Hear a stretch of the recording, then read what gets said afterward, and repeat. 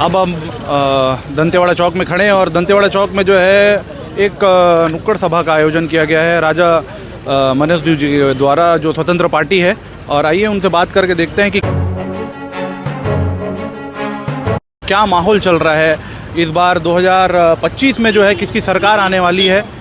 तो अब राजा मनोज जी से बात करते हैं, माहौल क्या चल रहा है। देखिए, पहले तो आपका स्वागत है कि आप सुकमा जैसा जगह पे कवरेज कर रहे हैं। नगरीय निकाय चुनाव, नगर पालिका सुकमा का आम निर्वाचन चल रहा है। आज अंतिम दिन है प्रचार का। प्रचार हम लोगों ने बहुत अच्छा से किया है।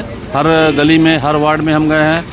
कोशिश किया है कि 100% मतदाता से हमारे पार्षद प्रत्याशी संपर्क कर लें, कोशिश किया है।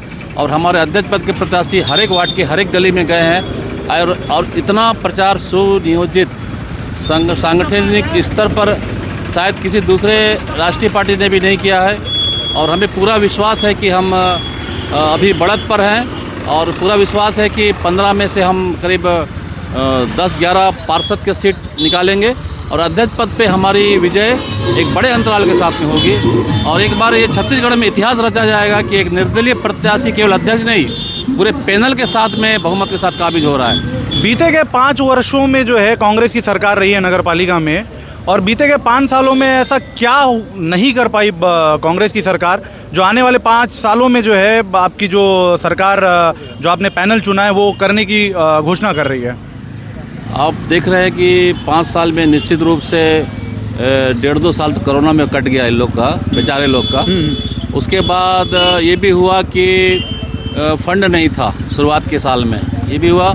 उसके बाद जब ये संभले तो टी.एस. सिंहदेव और भूपेश बघेल का 2.5 साल का सरकार में वाली जो लफड़ा था ना इनका, ये उसी में निपटते चले गए और ये रायपुर पहुँच जाते। क्या होता है, जो सत्तारूढ़ पार्टी है उसके जो नेता होते हैं ये रायपुर पहुँच जाते हैं और मागड़ी ढाबा और केसलो ढाबा में आधा समय बिताते हैं। ये एक प्रॉब्लम है इनका।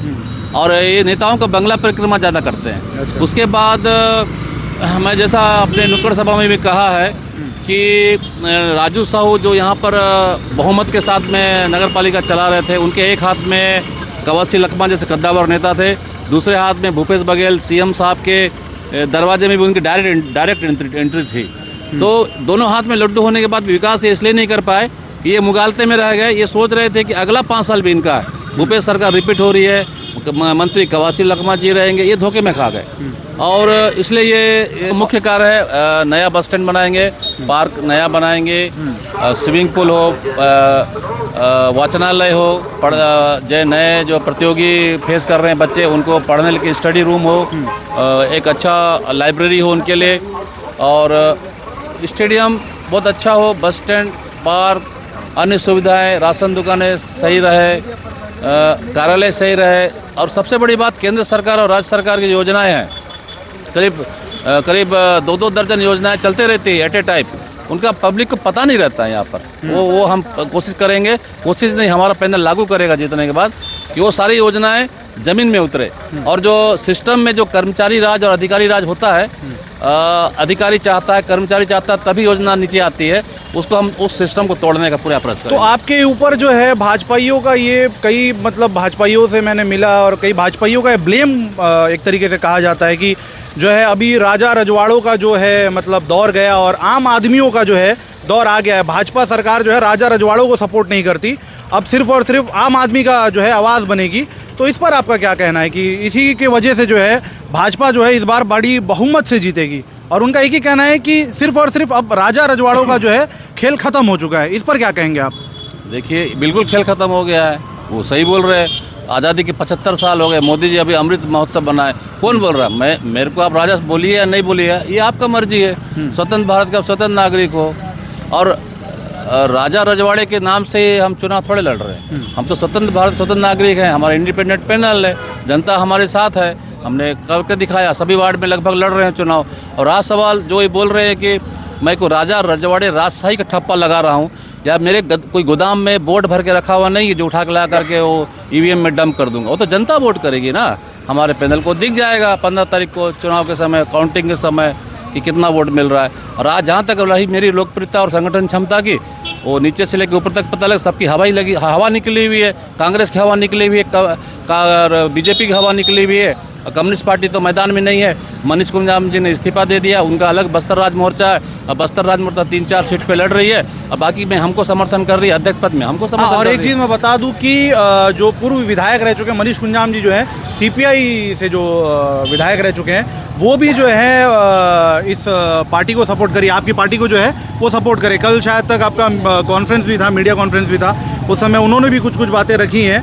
तो उनका सपोर्ट, उनका समर्थन कैसे लग रहा है आपको कि मनीष कुंजाम जी जो 2 बार के विधायक हैं, इस क्षेत्र में पकड़ है और नगर में उनका कम से कम 1200 से 1500 खुद का निजी वोट है, निजी वोट बैंक है, और वो समर्थन हमको मिल रहा है। और वो केवल प्रेस कॉन्फ्रेंस नहीं, उन्होंने हमारे मिनी आम सभा में आकर के मंच में हमको समर्थन दिया और जनता से अपील किया कि हमारे पैनल प्रत्याशी को वो वोट दें। अच्छा, तो अभी जैसे कि आप एक तरीके से कह सकते हैं कि कांग्रेस को जो है काफ़ी बड़ा नुकसान हुआ है, जो अभी जो इनके मतलब जो पूर्व कैबिनेट मंत्री जो हैं उनके ऊपर ईडी और सीबीआई का एक बड़ा मुद्दा उठा है और बहुत बड़ी कार्रवाई हुई है। उसको लेकर आप क्या कहते हैं कि कांग्रेस को अभी बहुत बड़ा झटका लगने वाला है?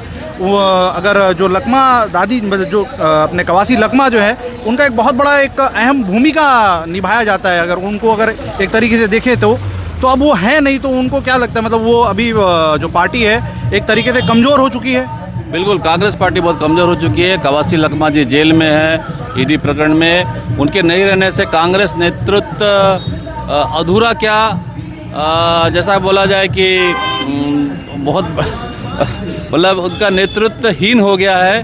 और क्योंकि वो एक बहुत बड़े फेस रह चुके हैं, वो एक बड़े फेस भी हैं सामने। कांग्रेस पार्टी यहाँ स्थानीय स्तर पर दक्षिण बस्तर में नेतृत्व विहीन है और उनके नहीं रहने के कारण से, और यहाँ पर क्या किया उन्होंने, कांग्रेस पार्टी ने बड़ी गलती कर दिया। ये आदिवासी अजजा मुक्त सीट पर उन्होंने महिला को उतार दिया, और ऐसी महिला को उतारा जिसका स्थानीय स्तर पे वो लोकल महिला नहीं है, लोकल आदिवासी महिला नहीं है, उनका उत्तर बस्तर से रिलेशन है, उनके हस्बैंड या परिवार नौकरी पेशा है यहाँ पर। ये एक विसंगति कांग्रेस पार्टी को झेलनी पड़ रही है। कांग्रेस पार्टी दौड़ में तो मुझे लगता है ही नहीं, और यहाँ नई भाजपा और पुरानी भाजपा पे दांव चल रहा है। तो कांग्रेस के ऐसे नेताओं से मेरी बात हुई थी, तो उनका कहना ये है कि आप जो है स्वतंत्र पार्टी जो है वो एक तरीके से जो है कांग्रेस को ही सपोर्ट कर रही है जी। जो आपकी जो स्वतंत्र पार्टी जो है वो एक तरीके से देखा जाए तो भाजपा से जो हट के जो है कहीं ना कहीं भाजपाओं का वोट कट जाएगा, तो इसमें जो है कांग्रेस का ही फायदा होगा। देखिए, जो यहाँ कांग्रेस के नेता बचे हैं, एक तो कवासी लकमा जी जेल में है और करण देव जी नगर के बाहर हैं, और एक बड़े नेता दुर्गेश राय जी मातृ शोक पे अटेंड कर रहे हैं, अपने घर पे बिजी है, शोक में है। रहा सवाल चौथे, पाँचवें, छठवें क्रम के नेता, उनका कहना है, बहुत छोटी सोच है उनकी, उनका कहना है कि भाजपा 2 भाग में बैठ गई है, एक मनोज देव की भाजपा, एक फुल छाप वाली भाजपा, तो 2 भाग बढ़ जाने कर हम बीच की रास्ते से निकल जाएंगे। ये बहुत गलत सोच है। उन्हें अभी आभास नहीं है कि मेरी संगठन क्षमता क्या है, मेरी लोकप्रियता क्या है, और भाजपा को मैंने यहाँ स्टैंड किया है। ये आप लोग को 15 तारीख को साबित हो जाएगा जब मतगणना में अपन मिलेंगे। तो ये थे राजा मनोज देव, जो जिनकी पार्टी थी स्वतंत्र पार्टी, और इसी तरह ग्राउंड जीरो रिपोर्ट देता रहूँगा इंडिया न्यूज़ 24 के माध्यम से। कैमरामैन महमूद आलम के साथ news reporter Sheikh Tasavvur, India news 24। Ward number 2 और वार्ड नंबर 5 के सभी यहाँ पर उपस्थित मतदाता भाइयों और बहनों, जैसा कि आप लोग को मालूम है कि नगर पालिका नगरीय निकाय का आम चुनाव 2025 चल रहा है। प्रचार का आज अंतिम दिन है। आप सभी यहाँ पर इस नुक्कड़ में उपस्थित हैं। नुक्कड़ सभा का भी अंतिम दौर चल रहा है, जो कि रात 10 बजे तक आचार संहिता के तहत वैध है और समय नियत है। आप सभी सुकमा के नागरिकों को हमारे पैनल, हमारे पार्टी पैनल, इसका स्वयं मेरे नाम से ये मनोज देव स्वतंत्र पार्टी आप सभी का स्वागत करती है, इस्तकबाल करती है। नमस्ते, हार्दिक अभिनंदन। साथ ही साथ यहाँ पर वार्ड नंबर 2 मस्तानपारा और वार्ड नंबर 5 के सभी नागरिक बंधुओं का हम सभी स्वागत करते हुए अपील करते हैं कि आप मतदान में अधिक से अधिक अपना रुचि दिखाएं।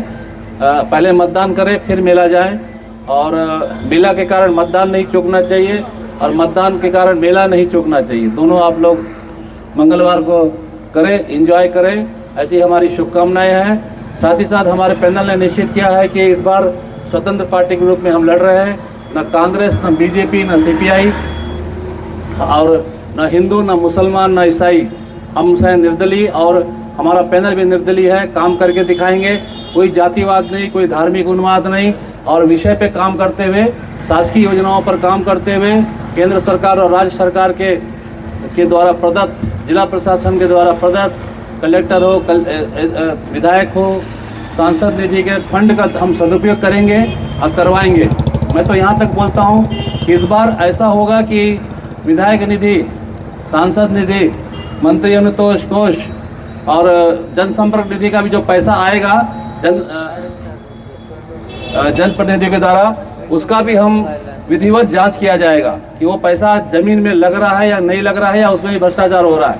अब वो जमाना चले गए जब विधायक, मंत्री हो, चाहे मुख्यमंत्री अनुदान कोष हो, चाहे कोई स्पेशल ग्रांट हो, उसमें बस्तर में, विशेषकर दक्षिण बस्तर में फंड जो है भ्रष्टाचार का भेंट चढ़ जाता है और अवैध काम ज़्यादा हो जाते हैं। इन सभी का भी निगरानी हम करेंगे।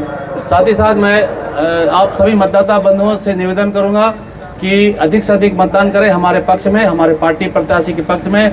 आप सभी जानते हैं कि अध्यक्ष पद के लिए हमारे प्रत्याशी लच्छूराम पोडियामी है, जो कि कुमार राज से बिलोंग करते हैं, वार्ड नंबर 15 से, मुरिया समाज से आते हैं और अभी इनका राजनीतिक अनुभव भी बहुत है। सामाजिक संगठन में इन्होंने काम किया है लंबा समय से। एक बार वार्ड पंच रह चुके हैं पंचायत राज में, 4 बार पार्षद रह चुके हैं। इन्हें सामान्य सभा का भी अनुभव है, फील्ड का भी नॉलेज है, निर्माण कार्य का भी नॉलेज है।